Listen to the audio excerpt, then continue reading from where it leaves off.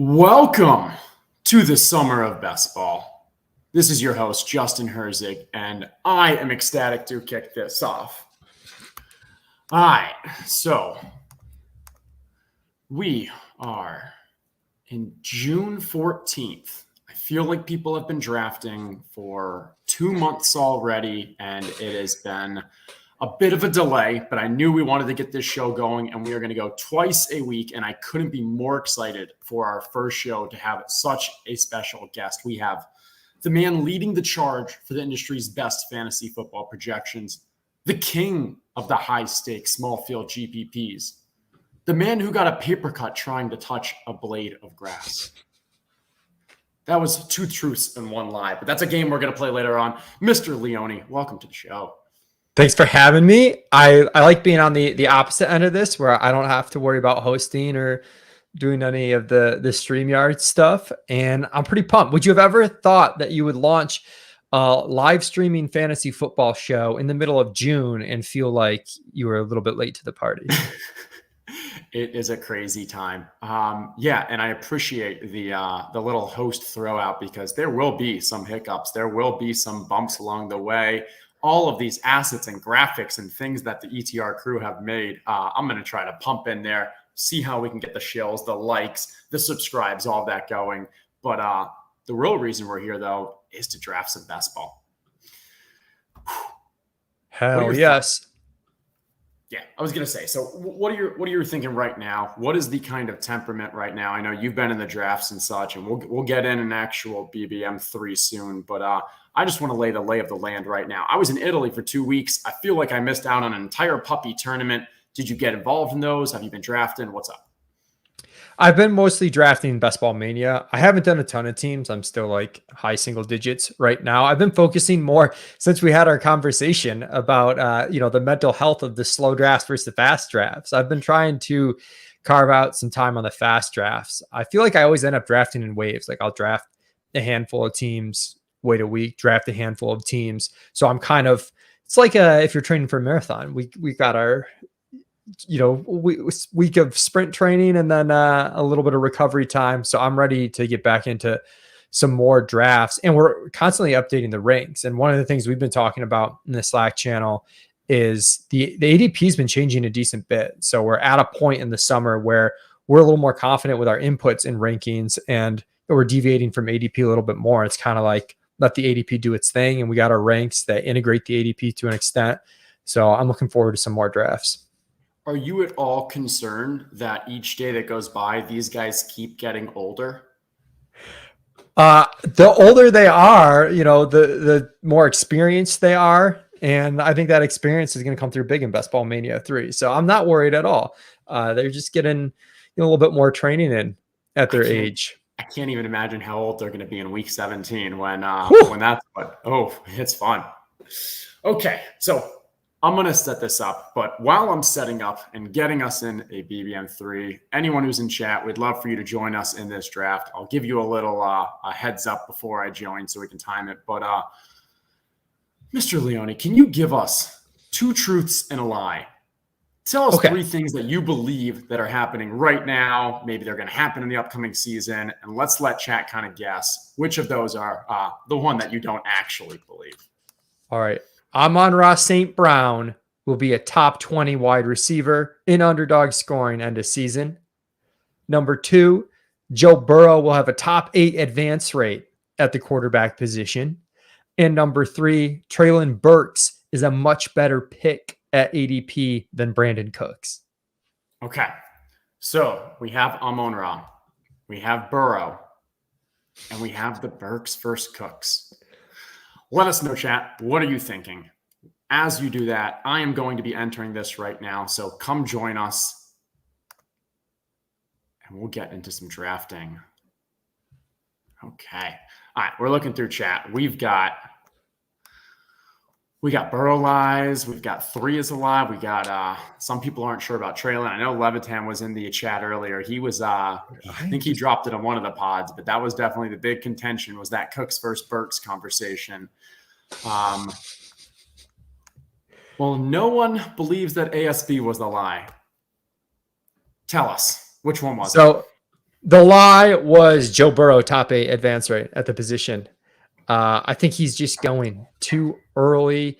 I think there's other quarterbacks. Like if you especially I think he'll be fine, but if you look at the opportunity cost of where he's going, and he's started to settle in a little bit better, but I'd rather take a handful, half a round earlier, Jalen Hurts, Kyler Murray a round earlier, Lamar Jackson, or wait a little bit and take Trey Lance, a couple rounds later than Joe Burrow. I think it's going to be tough for him to have a really strong advance rate at the position.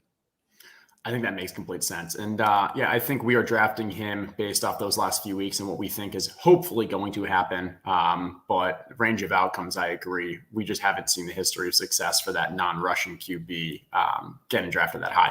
And I think we are going to leave this draft and draft a new one because I don't like who got number 1 overall. I thought we have 2 influencers on the show. That's greater than 1.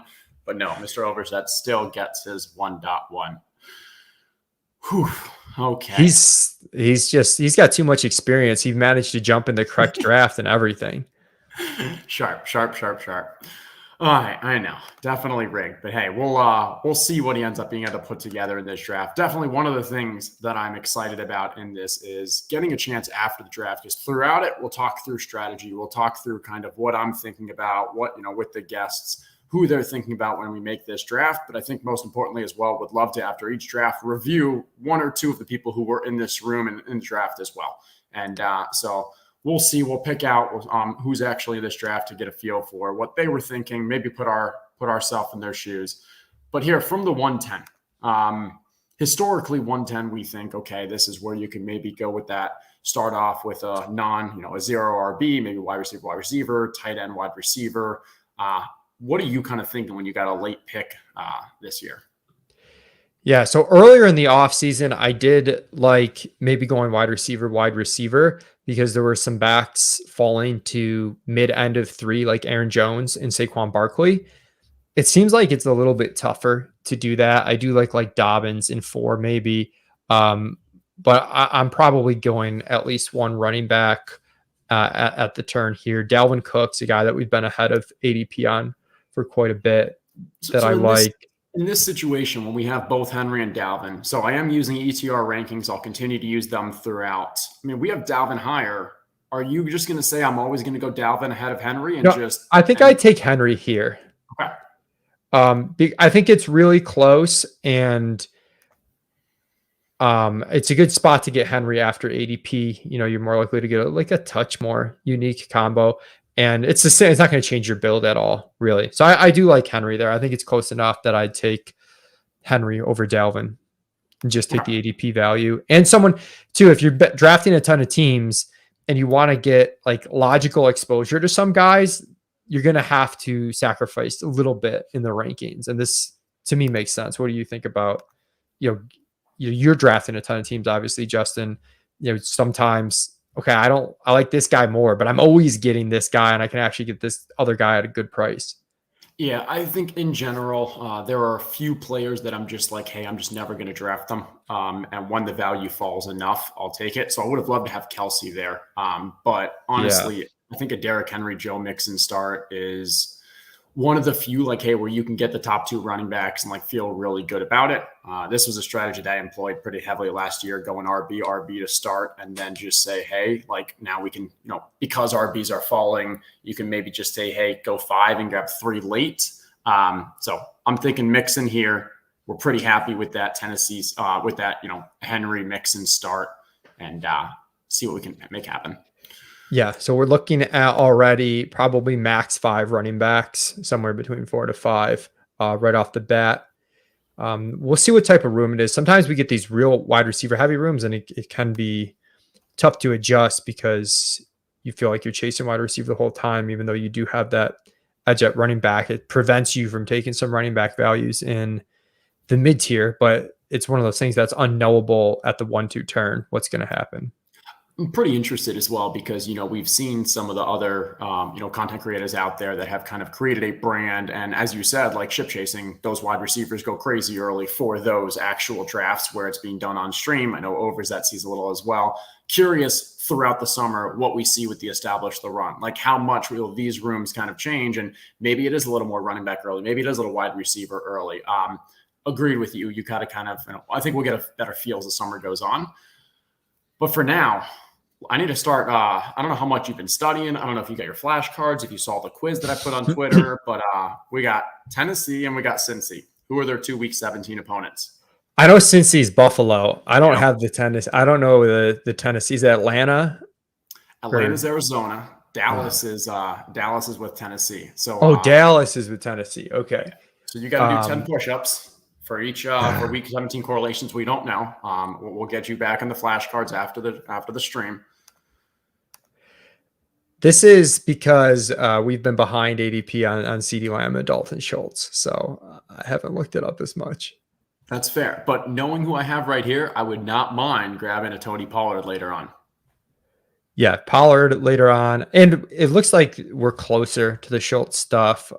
We did adjust our ranks today. We moved Gallup down a little bit further, just on expected timeline for him to be back, which, boosts everybody a little bit, even though that's not necessarily end of season boost. It's still, still pretty valuable. Influencer card revoked. I'm just trying to split the difference between the game stack bros and the people that are like, no, it doesn't matter. I'm just going down the middle. So I know half the schedule. There you go. I know Josh Norris has been in your ear. He's not too happy with all that his football takes just aren't as important when you got correlation bros just drafting whoever's in the same team. Okay, so I do like to start taking a look at the end of the draft and start seeing what other people are building. So first thing that jumps out to me is no one else went RB to start the draft. So when in that case, start thinking that, hey, maybe you actually see those middle round RBs. So here, just starting off to go in that early third, but those are two guys that we often do see falling into the second, moving into the second as well. Kelsey getting drafted after Mark Andrews. Thought that was pretty interesting. Yeah, that's another case where I know Mark Dinkenbring thinks that Andrews could overtake Kelsey this year, but he's not going to draft it in that order, or else you'd never get Kelsey. So it's not. You'd have to have such a strong take to actually draft Andrews over Kelsey, because if you did that, you would have zero Kelsey whatsoever. Now I will say he chose Najee Harris as well, so you're getting that Pitt Baltimore week 17 correlation. So it's a strat. This is where I'm on the fence with the correlation stuff, is something like that. For me, it's really easy to do the correlation with, okay, what do we got here? Like when it's at ADP cost, but I don't know. Ooh, DJ Moore goes. Okay, so. I wanted DJ Moore.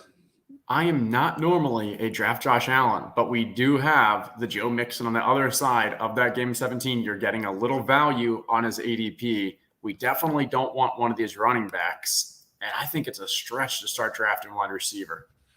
Yeah, I think we should go Allen here. Levitan's going to be pissed. He's very anti-early QB, no matter what the circumstance. But, dude, like all the math we've done on the quarterbacks, they're more predictably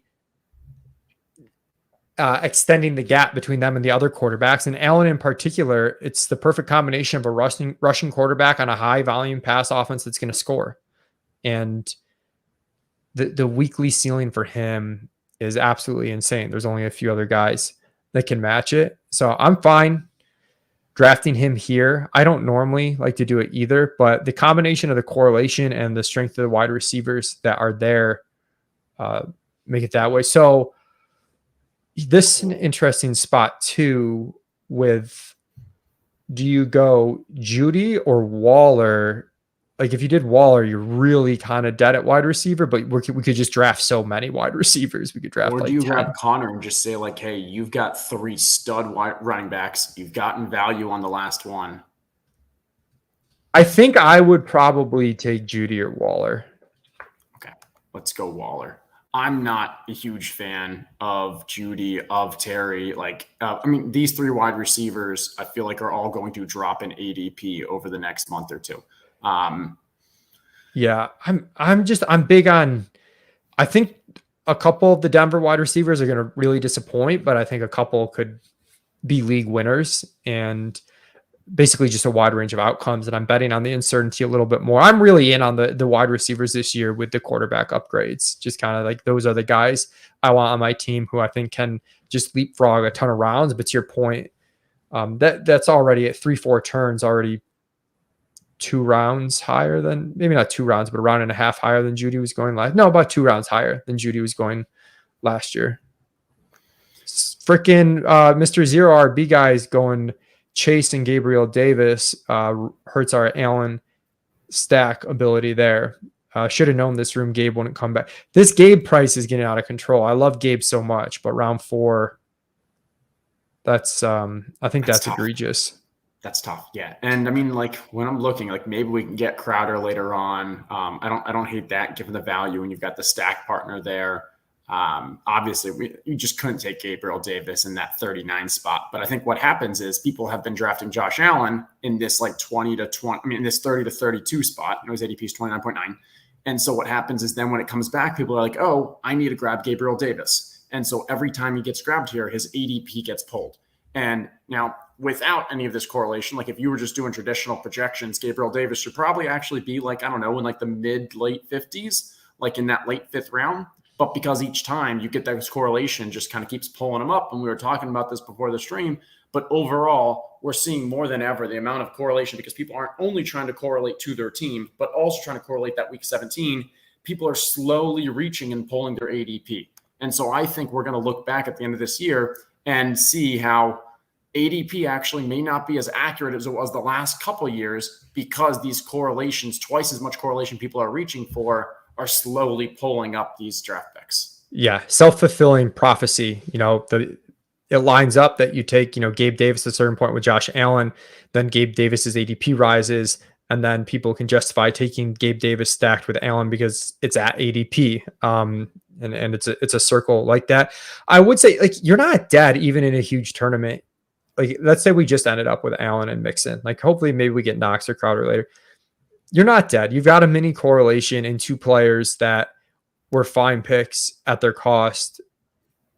And Allen can get there on rushing. I think sometimes people think like they're absolutely dead if they didn't like double stack their premium quarterback. And that's really not the case. If anything, we'd like to have a few, correlated week 17 scenarios, not just one. I mean, to be honest, a lot of my elite QBs, the ones that have that running ability, I'm more okay with saying, hey, I'll stack that kind of late partner because I know I'm betting on the entire offense as a whole. And that late draft pick doesn't need the 2 touchdown game that you may need out of a Stephon Diggs who's getting drafted so high. And so with Josh Allen, like I think it's better, it's more than okay to say, hey, I'm going to stack him with some of those late pieces. And I also have potential to get 1 or 2 kind of, touchdowns on the ground from him. All right, we're coming back around to us. Bateman and Juju go. It's see what these wide receivers look like. It's a little ugly, but it's ugly. But like, I think we're at a point where we gotta do what we gotta do, sort of thing. Like we have to go wide receiver. So when it gets ugly, I honestly start to defer towards the ADP a little bit more than our ranks just to try and eke out as much value as possible when it starts to get ugly. Like Cooper, Mooney. I know Cooper's ADP is going to be with Watson. I'd go Cooper. Okay. Over Mooney, but all right. So we grabbed Cooper. What's an interesting situation here that's developing is because we have Josh Allen, because we have Darren Waller, those could be 2Z positions. We also have 2 stud running backs. So that could be even a 4 running back position, maybe 5. But what I'm getting at is if Deshaun Watson falls late enough in this draft, there's a world in which we draft him, we have that stack, and if he ends up giving a dud, we still have Josh Allen. And then, hey, if your round 16, 17 person doesn't do much, you're not dead. Yeah, and I think which receiver would you take? I really like Amon-Ra St. Brown. I know it's a little early for him. Cleveland, Washington. Also, it seems probably okay. So there's no correlation plays right now with the team. Yeah, I mean, like, I don't know if you you would count Burks. I don't think I would count. I mean, Burks, but Derrick Henry. I mean, in a 1-game sample size, I feel like Henry reversely correlates with most of his team across the season. I'm okay with getting correlation because it's a bet on the offense. But with this Week 17 playing up for, I'm not prioritizing grabbing a same team player. On the opposing side, though, yeah. Thanks chastising me for not going Mooney St. Brown for the Week 17 correlation. Well, okay, so grabbing both of them. Okay, so in this spot, yeah, here's where I mean, we're basically taking the 2 best wide receivers by ADP is what we've ended up doing. And I don't hate that. I do like Elijah Moore, but I've also been seeing like Elijah Moore dropping substantially since the draft. And so, if I think that a player is going to continue to fall ADP wise, I don't want to be drafting him now when I'm just getting, even though it may not be a reach right this second, when you look at the entire summer as a whole, it may look like a reach because now his ADP is 72, 75 as he keeps that drop. The other thing too, as important as the correlation is because of the nature of this contest, I do think people are starting to realize how important the playoff weeks are and they want to build for that. As a result, they fall in love with the stuff they can control, which that you can control drafting stacks right now, but that control only like leads you so far. Like I think people have more of a sense of control than they should. So then they really fall in love with something that they feel like they have more of an active hand in stacking, right? They have more of an active hand in the actual outcome of the team. And like, I'm still probably ADP value ahead of stacking. It's definitely a hybrid, but I get greedy with my teams where I'd much rather have a few teams where this correlation didn't work out. But that gives me a few teams where, because I waited on the correlation and I was greedy, I have correlated teams with a ton of value. Like I'd rather have that dynamic than have all correlated teams, none with good value. Yeah, no, I definitely get that. And I think I remember back, like someone asked me not too long ago, like, what do I think is like, my advantage in best ball right now? Like, what is something that, because, hey, as people get smarter, as more smart people are kind of doing content and stuff, like that edge kind of diminishes a little. But I still feel that like an edge that I have just because I'm willing to do it is leaning into uncertainty and unfamiliarity and just being uncomfortable. And I think what you talked about is the opposite, where people know who's playing game 17. So that gives you that level of comfort. That gives you that level of certainty. And that's why people are like, well, my player assessment may not be that great, or I don't really know what's going to happen, but I know that these two teams are playing against each other. And so that's why I'm willing to kind of make such a strong bet on that. And I mean, it's tough because I'm all about like week 17. I think it's extremely important. But I do think there are some opportunities to kind of still, as the macro changes of this landscape and the correlation starts playing such a role. I saw like someone asking here, like I think it was Al Paul. Over under 50% of people like having, and then earlier it was Den asking like, hey, how much are people actually correlating? Like, are we in a bubble? And I think that's completely fair. But the two things here, one is, all right, we're probably just going to grab wide receiver, but the two things are because enough people are correlating. Dink, are you in here? Dink, is that you? Hey, we do have Waller. We have Waller. We might be getting a little Las Vegas stack here. Oh, Ayuk, I'm assuming long. Yeah, Ayuk's long gone. He's gone. He's been getting. I knew that one, right? Oh God, did I get that right? I did get that right. Okay. And so maybe we can get Ayuk. No, he's gone. Yeah, okay. Same ADP as Renfro. Okay, so we'll grab Renfro. But to finish my thought, I think we were just saying that like you only need a certain amount of people to draw up their ADP, and that's then has an impact on the rest of the drafts. I agree with you that like we are in a bubble, and as we get further in this season, you're going to have fewer and fewer people focusing on the week 17 just because they're not inside this content bubble that we live in. But it still has ripple effects through all the drafts. Now, did you want to go Pollard? Okay. Correlation, or just keep going receiver? If we go Pollard, we're probably going to do a 4 running back build because we're just going to need so many wide receivers in terms of quantity. Yeah, so if we went Pollard, I agree that's the strong reason why we do it, is because we already know like our wide receivers are going to be weak.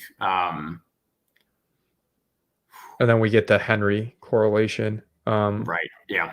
And like Pollard's ADP at the 89 is not taking into impact what happened in the past couple of days with like, and I think he's going to continue to move up as there's more reports of him playing in slot, as there's more reports of Michael Gallup not coming back as soon as we thought.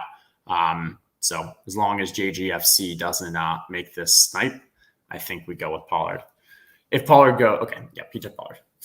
There's the influencer. All that for nothing. Yeah. I would probably take basically any wide receiver on the board that has the lowest ADP. So who's that? Lockett? So that'd be Lockett or Tony, but Lockett and Tony are both kind of close. I think I like Tony's upside a little more. I like Tony more. I'm going to go with our ranks. The ADP is close enough that I'll go with our ranks.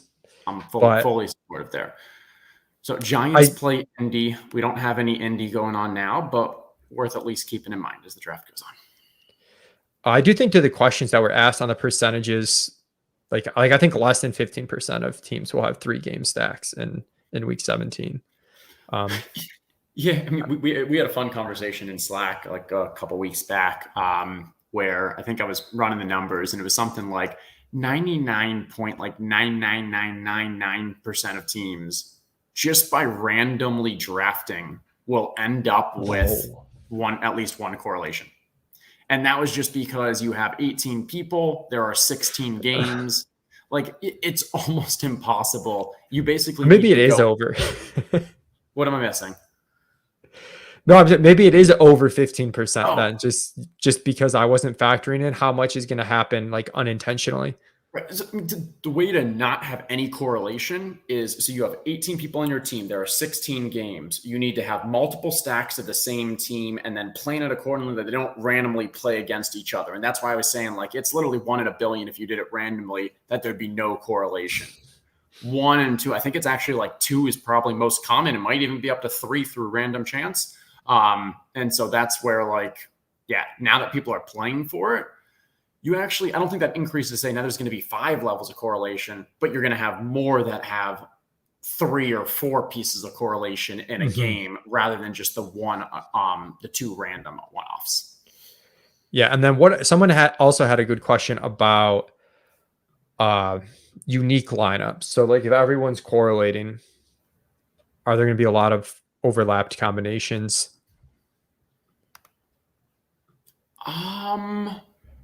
That's where like I also play back to that question of, well, like, okay, how many people are actually doing this? What's our bubble like and so forth? And I think, we can make guesses, and something I haven't done yet, but I should, is like, this is what you should be doing after your drafts is don't just leave out the room and go forget it, but like just do a quick look and like look at the other teams and see, hey, did it look like this person was trying to correlate? And I think you'll then get a feel for like, okay, how many people are actually correlating? And if there's any, actually data wizards out there, people that want to pull their, export and see, I would love to know, like, just curious how many people are and you can give your own assessment because you can tell like, hey, do you think they actually tried to correlate? Because this is a subjective thing, but like my guess is in current drafts, we're seeing about, I think 25-30% of people are like actively trying to correlate. Maybe it's a little higher, but as the summer goes on, when we're getting August and like, then you're getting the more casual fan, that number is going to drop. Oh, I was randomly, by the way, looking at Josh Allen data on like how many quarterbacks, like the advanced rates of quarterbacks taken with Josh Allen, and 2 was like way better than 3. There were 60 teams though that did a hero Josh Allen build, and they did pretty well last year. That's I'm not going to do it, but it was somewhat interesting. Oh, we're just going to build out this Danny Dimes backdoor double. Ooh. We've got Woods, Tennessee, injured Gallup. Galladay is too high. So I'm good with Olave. I never get Olave. Okay, so I'm good with that too. That's an ADP play. And like we don't want Woods. We have the Henry situation. You could go with the Boyd for the maybe Boyd can be next if he's still available. Because we have the Cincy, we have the Buffalo. I would go Boyd next. Okay. And again, this is where like I kind of using our ranks to filter down my options. And especially when I know I'm just need so many wide receivers, I'm kind of like really like leaning on the ADP a little bit harder than usual after that initial filtering on our rankings. Yeah. That's fair. Sometimes I can get blinded, though. I'm glad you're checking the other positions. So sometimes I can get a little bit blinded. Man, quarterback went. Did Carr go? Carr went here 2 before us. Yeah. Which Carr and Lance went. Yeah. I know that we have 2 Vegas pass catchers. I'd still have been hard pressed to really grab Carr anywhere in, above ADP. Boyd went, Woods went, Patrick went. We are looking at I mean, our team, like Allen's just has to be a stud for where we drafted him, how we did, and we have to draft accordingly. Yeah. So we do have the Tony.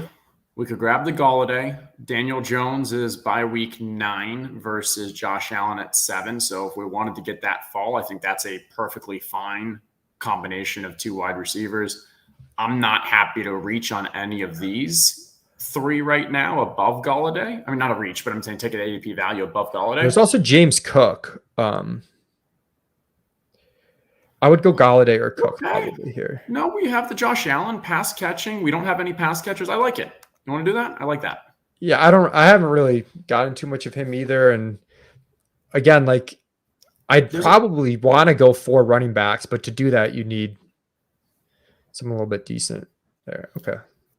I like the Cook. I like that call. Good. And that's one of those things where we don't have him ranked as high, but you need to keep an eye on ADP, keep an eye on the stacks, and to try to get that. Yeah, and just understanding that we've made our bet with wide receivers that we have to get 9, but potentially 10. And if we're going to do that, we need as few running backs as possible. And if we wait to just get super late running backs to fill out, we're going to need more than 4. Yeah. Here's just a more general question as we've got time. But so Arjun had asked, at what time last year was ADP most accurate? If it was close to the season, how important is it draft close to ADP right now? And I think this is actually a bit more nuanced take on the when should I be drafting. And it's a bit more of the when I'm drafting, like what part of the summer I'm drafting, how should I be taking into account ADP?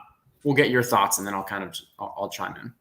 So I haven't looked specifically at when ADP was most accurate. I would assume pretty positive correlation to fewer days left remaining in draft season are going to be the most accurate ADP, even if the drafters themselves aren't getting sharper, just more information is known as far as injuries and whatnot. But I imagine the drafters are getting a bit, maybe not sharper because we get more casual drafters in August, but it settles in and gets pretty efficient. So closer to the season, it is this weird dynamic where sometimes drafting closer to the season is better, even though the ADP is more efficient, just because you're winding up with less dead spots on your roster. There's just less time for attrition and whatnot. And we have a firmer idea on players at the back end of the draft. Like if they actually have a role, sometimes we're drafting guys now in round 18 that might not be on the team, or round 14 if you took Rashad Perriman last year.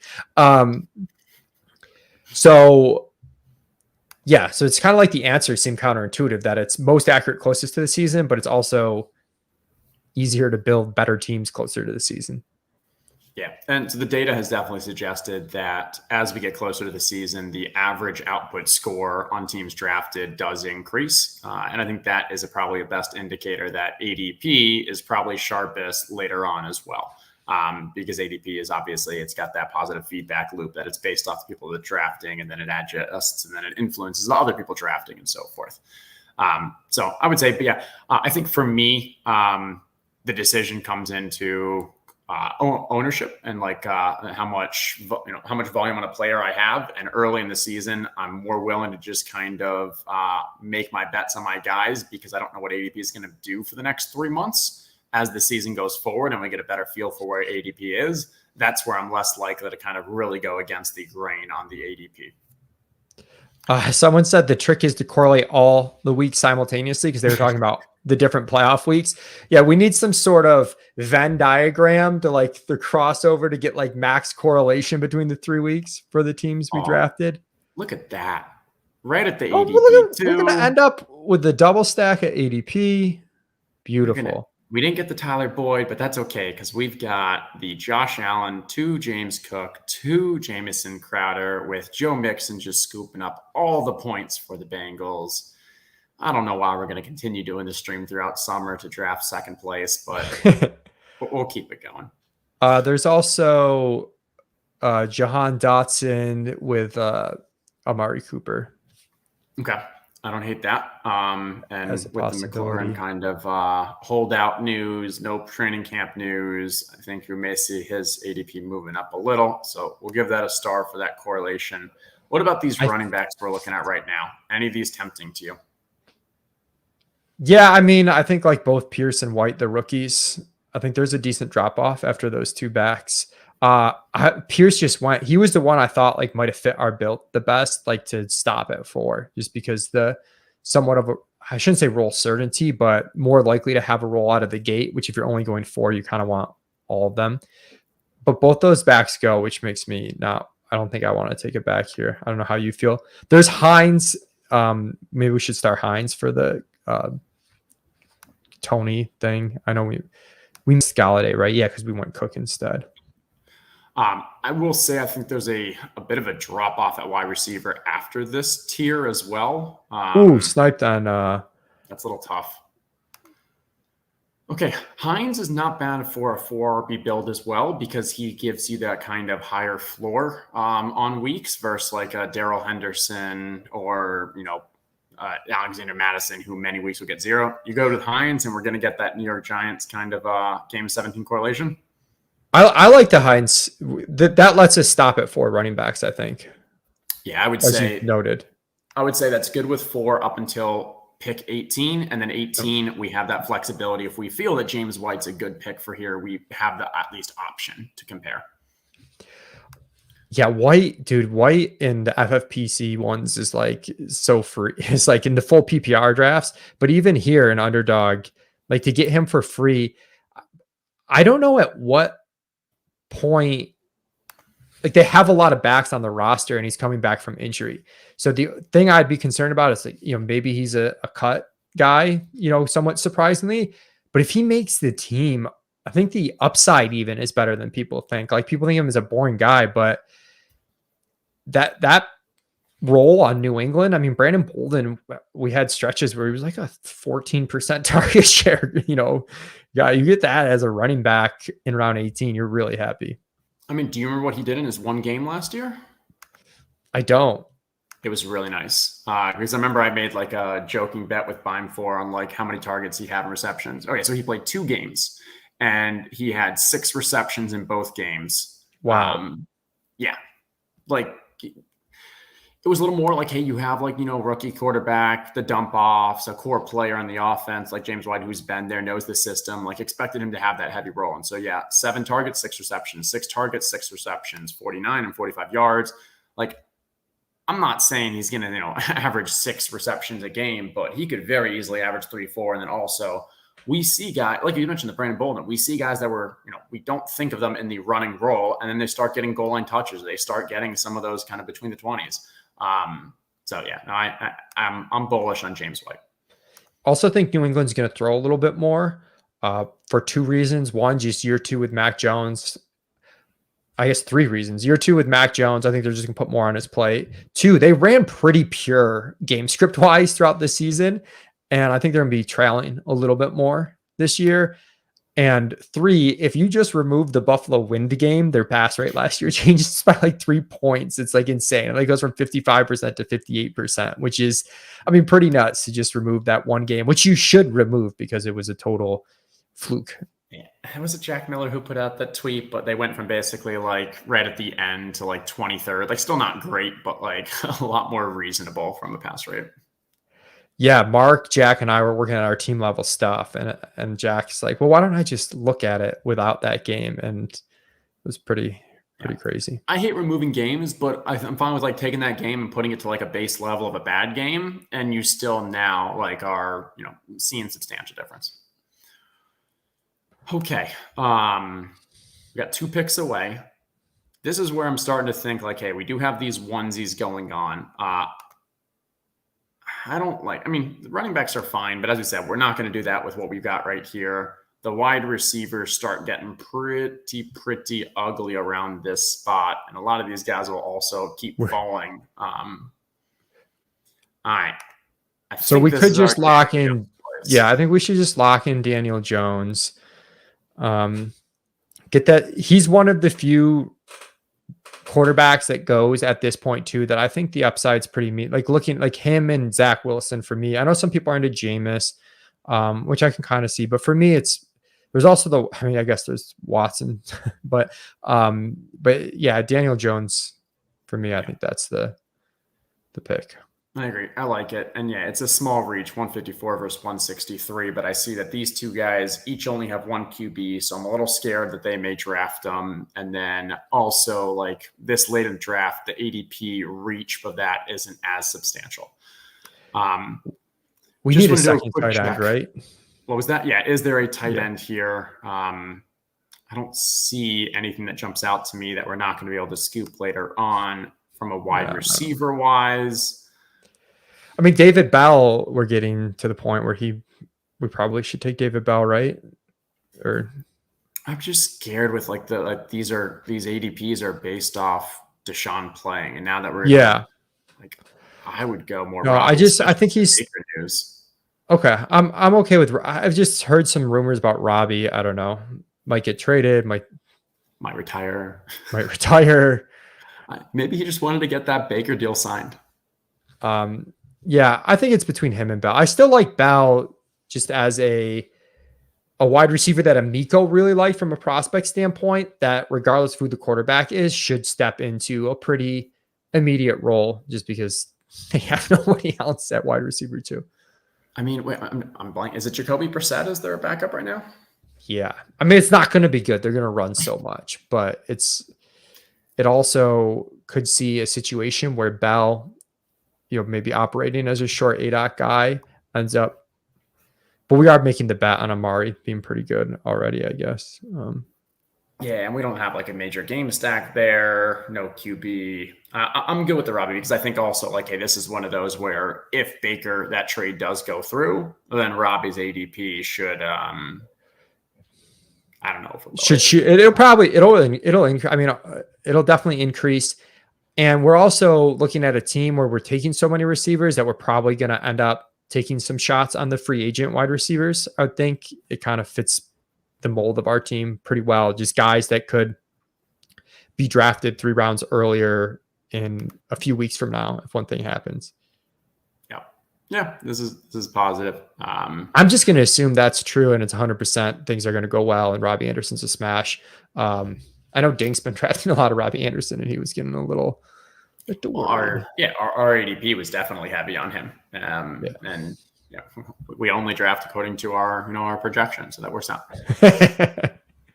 That's why we end up with 40% Rashad Perryman. Okay. All right. What are we looking at right now? All right. So for our team, let's do a quick refresher. We've got the Josh Allen, Daniel Jones. Very happy there. Running backs, I feel really good about our running backs. Obviously, we're making a bet on health, but end of the day, you get to playoffs. Derrick Henry, Joe Mixon are your kind of workhorses, and you need these two to just kind of provide you enough value. And maybe Cook has that weekly upside, especially for week 17. I wouldn't hate getting a tight end. I think we're gonna get pretty ugly if we don't grab a tight end with one of these 2 picks. I should know just that we zapped Logan Thomas a little bit more. I think probably since we just did that like a little bit recently. The MCL news, yeah. It sounds bad. He's someone that I had been drafting, but the injury's worse than I had realized. And sometimes with those guys, it's like the risk reward is I'm kind of just waiting for some good news almost. Yeah. Well, I have a tight end that I love in this situation. Oh, I know who it is. Yep. Is that one? Yeah. Okay.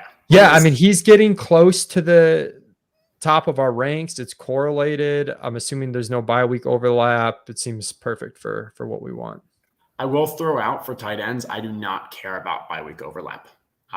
For QBs, I care a lot just because the floor points for a QB is substantially higher, and like you want to make sure you get those because tight end is so weak to begin with. That hey, if I end up drafting the same, taking a 0 versus having both tight ends have 1 week where they're only tight end performing, like I've done the math, and it actually ends up like you're not actually giving up that many points. And so if you have the right player that helps your stacks, you even gain maybe a little uniqueness in having those 2 tight ends in the playoffs. I don't hate it. Yeah, I guess that's good because like Hayden Hurst's median expectation is like what, 5 points.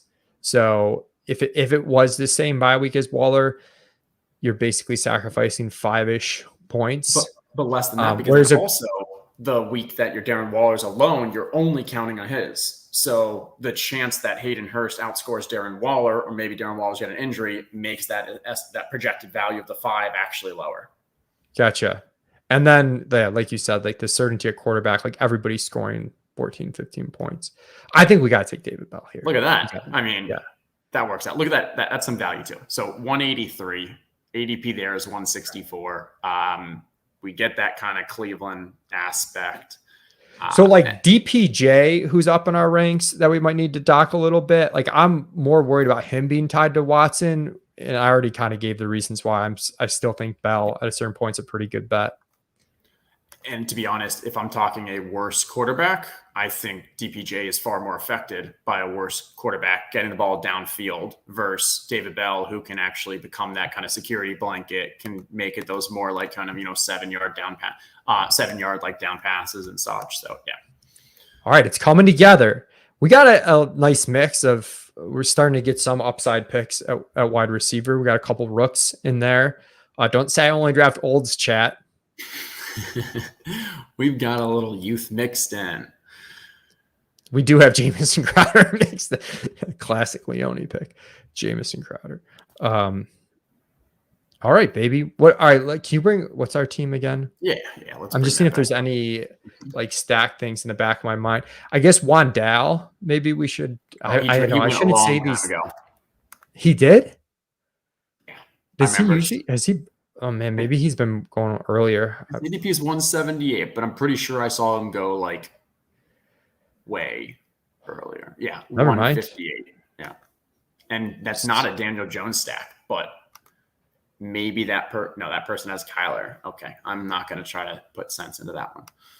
They just really like Wandale Robinson. Yeah, sharp. Now, will you draft Shepard or Slayton at any point on any teams? I mean, I was drafting Shepard earlier. I wouldn't say that I wouldn't. Like, there's when you've got the correlation, both of them have performed at a above average rate in when healthy and in that offense. I think that offense is kind of like a Denver light, where you've got 4 pass catchers that all kind of can produce, but we don't really know what's going to happen. So maybe there's a little lean into uncertainty by drafting a Shepard or Slayton. I don't feel good about it though. Yeah. Coming off the Achilles, getting older, it's tough. He does seem like he always gets targets when he plays, and which makes, especially in these deep wide receiver builds, I'm kind of like, well, if he can just come back end of year, that's tough. He scares me in the Jamison Crowder profile last year, where like when Jamison was on the field the years before, he always produced, like target monster, always got there. But as they brought in a new wide receiver in Corey Davis, as they brought in some youth in Elijah Moore and maybe even Denzel Mims at the time we were talking about it, like I was scared that like, hey, in his final year, he kind of just gets left off. And maybe that happens with Shepard. That's kind of in the front/back of my mind. Yeah, for sure. He could just die. It's also round 18 though. So I'm like a little like kind of like most of these guys are going to die. I was talking in our Slack this morning about James Washington to Amico, where, the Gallup timeline, we changed a little bit. I think there's routes to Washington at this price being pretty good because he doesn't need that massive ceiling. Like obviously if CD gets hurt, they all have a big ceiling, but if Gallup's injury takes a long time, or Tolbert's a rookie, like we prefer the rookie, but I don't know. And he's correlated. So I probably would take Okay, I don't hate it. I would have gone Julio. Julio went 2 before. I think just from an upside bet with this type of team, hoping that he lands in a strong spot. That would have been the play for me. Yeah, I'm good with the James Washington. We get that correlation we've been talking about, and I agree. Like, I think Gallup's not going to play for a while, and they're going to need some additional mouths to feed. And maybe Tolbert just isn't actually that good. James Washington's a veteran. He looked better in the field for Pittsburgh than I think he was getting credit for. And when you include the type of catches that he's getting, that high A dot, I like him as my 9th wide receiver. And all the Pittsburgh guys, I feel like I'm giving a little bit of a pass on because Ben was just uniquely terrible. Also, he was fighting to get more playing time, and like usually that doesn't happen when a really bad player that knows they're bad and like is going to fight for it. So hey, maybe he knows something we don't. All right, so I have an idea. What do you think? I was kind of looking at. Like, I think Brian Robinson actually has some nice upside. I know we're between. I would be fine with taking the Shepard gamble just because we have enough wide receivers that the first handful of weeks aren't going to matter to us anyways. What was your? Oh, were you thinking McKenzie or something? No, I like either Brian Robinson or Logan Thomas. I don't think a 10th wide receiver helps us here, but I think getting depth at one of those two positions is helpful. Yeah, I mean, a free Logan Thomas. I think I'd go Logan Thomas, maybe, actually. What would you do? You can pick. Let's go. Logan Thomas. I mean, even though we grabbed Waller, like there's still such kind of injury variance at the tight end position. And if, let's say that, Hayden Hurst goes down, you want to have that additional kind of backup and your team's not dead. If Henry, Mixon go down, you're in that situation where like, Brian Robinson's not leading your team to victory. So I think, and like we do have studs at the very top for running back, and we're making that bet. Plus, who am I off to go off brand of drafting 4 running backs, right? Yes, and Mr. ETR, Gary Hartman chiming in, or Giants fan / ETR contributor Gary Hartman, and Gary's gonna be doing a lot of NFL stuff for us this year. You might have seen him on Established Millie last year. He's awesome at MME, but he gives us the thumbs up that Shep is reasonable. Says the Achilles injuries aren't what they used to be. Slayton seems like a guy the regime isn't interested in. But circling back to the Logan Thomas thing, you generally wouldn't go 3 tight ends with Waller. You gave some reasons why it still can work. And there's no pressure on Logan Thomas to be rushed back in our build. To get him in round 18, I think that's a worthwhile gamble, because a healthy Logan Thomas has a top 10 targets per game at the tight end position. And for people who are like, well, I mean, like Logan Thomas doesn't excite me. It's not Logan Thomas specifically. It's the Washington tight end. That role has been so valuable for the past like half a decade or such that if he's healthy and able to produce in that role, that's what we're excited about. And so what I was doing here is just looking to see like, if it's not Logan Thomas, like, and he's hurt early on, is he going to lose the job to someone? And like Cole Turner, John Bates, Scotty Washington, like, no, none of those things scare me at all. So like, well, okay. I will say that Levitan in our Slack chat this morning said about Logan Thomas, and I quote, "This dude is fucked." In response to Logan Thomas says the damage was done to his ACL, MCL, and he also needed knee meniscus repairs.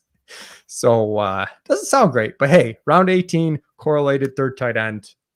We're rolling with it. That's not bad. Okay.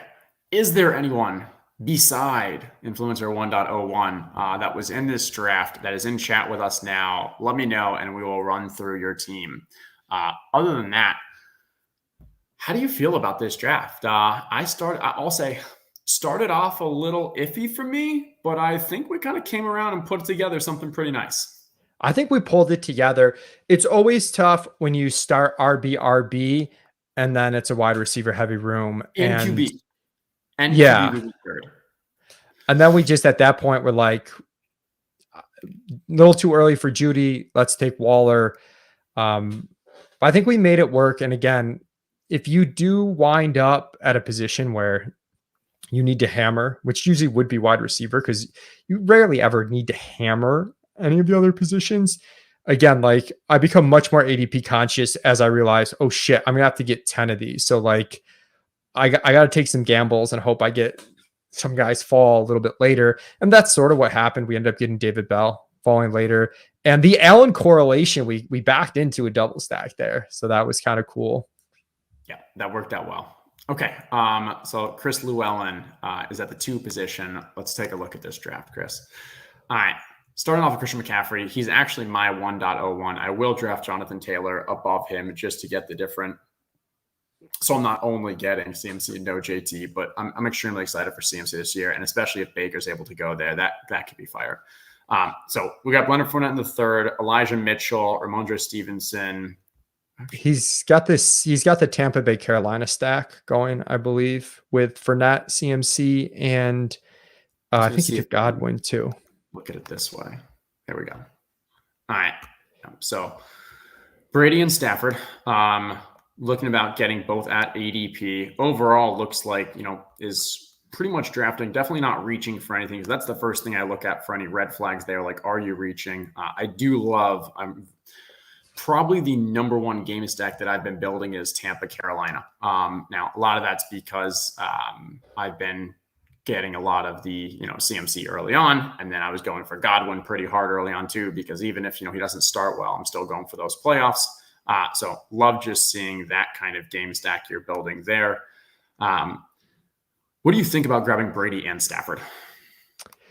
They're not the archetype of quarterback that I love. I mean, I think Brady's a little bit different because they throw so much and they score so much that I'm fine with him in the game stack. But I don't know, to have 2 pocket passers somewhat early, I probably would have waited on Stafford. I understand he's building out the stack because he took Allen Robinson at the end of round 4. He took Allen Robinson. Yeah. So he's building out the stack. I guess it's fine. Stafford's just not someone that I love at his ADP, especially if you've already got Brady with the correlation. I think I'm nitpicking a little bit though, because like to have it stacked at ADP seems fine. Yeah, I think for me it's just I usually want to get a running QB. A QB that's upside is not purely dependent upon that offense. But if I am getting a QB that is dependent upon the offense, then I at least want to stack it heavily, which you did. And so I think that's definitely a positive. I don't think I would have taken a 6th running back on this team. Yeah, I agree with that. Yeah, after these are 4 strong ones. I think you were good with just grabbing one of these 2. Go with that Herbert. I don't know what was available at 191, but somewhere here, maybe you could have tried to grab Josh Palmer, trying to get some kind of a bring back to your heavy LAR for that week 17. That's just one thing I probably would have kept an eye on. I don't know if he got, he may have gotten just completely steamed or overdraft here. Gronk was a bit of a reach, but you wanted to get that stack and you didn't have any other. You still had Godwin.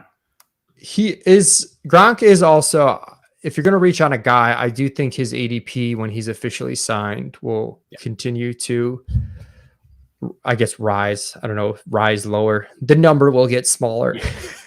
And move up. He's going to move up the draft board. There we go. And then Higbee's someone that we like as a value at ADP. So to get him a full round past ADP, probably net out pretty even on those tight ends, and they're stacked. Wide receiver, I'm just a little worried about on this team. And he was second. Yeah, I was going to say he was the 2nd overall pick. So if he didn't grab Gronk here, probably wasn't going to get him the next round, because that would have been another, about 22 picks or so. Wide receiver, a little bit worried. This is where I wouldn't have taken the 6th running back, just I think you would have needed as much wide receiver gambles as possible. Justin Ross, huge upside gamble, but like his most likely outcome is a stone cold 0. Van Jefferson could be in a tough spot if they re-sign Odell. His end of year value might be rough. You're going to miss Godwin for a month or so. We're high on Corey Davis. It's just, you needed another wide receiver, probably like where you took Khalil Herbert. Would have liked to see a wide receiver in that range. I agree with that. I'll also be curious. So a feedback note for Josh Norris is I would love when I click on this to see when the player was actually drafted. I know I can see it's drafted by less and more, but for me to have to go see, like I would love to just see when it was drafted because you reached on Corey Davis by about 8 picks here when Josh Palmer has the similar ADP. If you were going to reach, I think that's where I probably would have reached for the Palmer to get that correlation because you're going so hard on the LAR. But we are getting nitpicky. And overall, I think this is a pretty solid draft, like the correlation. And I agree.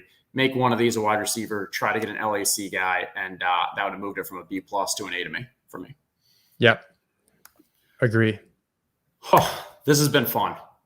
Thank you, everyone, for joining us for the inaugural, the debut, the first ever Summer of Best Ball with me and my special friend, special guest. So, Mr. Leone, thank you for being the guinea pig and coming on and joining us on this day.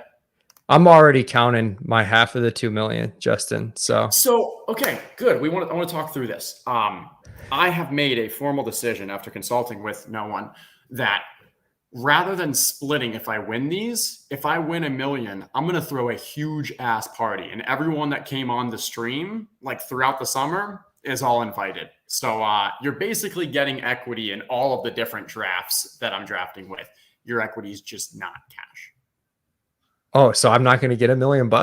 My wife just gave me the dirtiest stare. I thought it was because I'm giving you a dirty stare. I don't want a party. I want $1 million, Justin. Yeah, this is just an executive decision that I've made. I'm already losing so much like equity from drafting with these sharp people. But it's going to be a kick-ass party if we win $1 million. It is. It better be. If we win 2 million, can we take $1 million in cash? Can we? We're going to have some fun. Have you seen what happened to the crypto market? I'm poor right now, man. We got. Oh yeah, yeah. I mean, you're down in Florida. I might melt if this party's outside.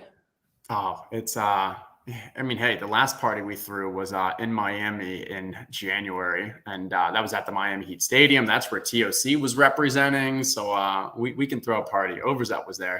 He and I were sweating out those final week of the Best Ball Championships. Yeah, that was fun. All right, Justin. Well, let's win it, regardless of what happens with the money. I'm down for this epic party. All right. Well, thank you, everyone, for joining us. This was fantastic. We will see you again Thursday at 4 o'clock. And Mr. Levitan is going to be our special guest. Tough act to follow. See you guys later.